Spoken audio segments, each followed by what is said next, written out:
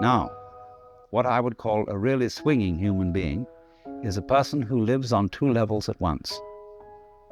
He's able to live on the level of being his ordinary ego, his everyday personality, and play his role in life and observe all the rules and so on that go with that.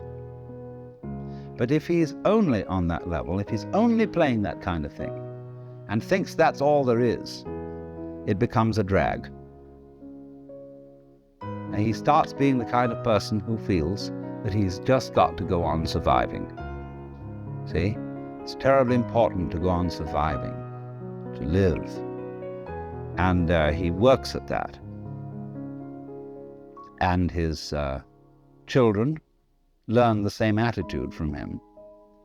And they, he says, well, I've got to survive because I've got all these children I've got to support and so on and so forth. And then they take the same attitude and they breed up children and they feel compulsive about supporting them because they've got to go on. And so nobody really has any fun. It's just, we've got to make this thing, you see? And you don't have to.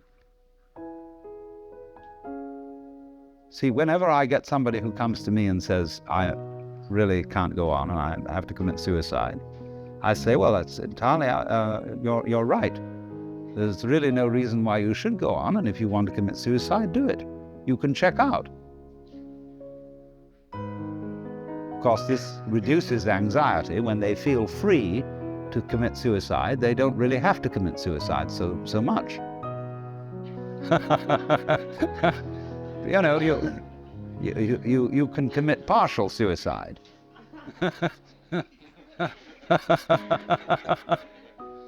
So the sense that you just have to go on living, see, that life is a must. When you say to anything spontaneous, see, life is spontaneous. It happens, in the words of the Taoists, Ziran, which means of itself so. That's their Chinese expression for nature. What happens by itself, what isn't pushed, but it just pops up, you see? You came into being, It happens in a kind of a plop way like that, see? Now, you can't tell that process, you ought to happen. You must happen. Because that puts a bind on it. In the same way as when you have a little child and all the relatives have come to a party on Thanksgiving, and you put the child into the middle of all the relatives and say, now dear, play. See, it absolutely bugs the child to do it like that. And so this is the problem for every artist.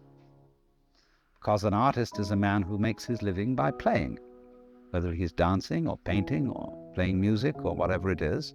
And he has to overcome this problem. He has to know how to play in public at a given time on an appointment. See? Now that's not an easy thing to learn, but when you catch on to the trick of it, you can do it. To play on demand.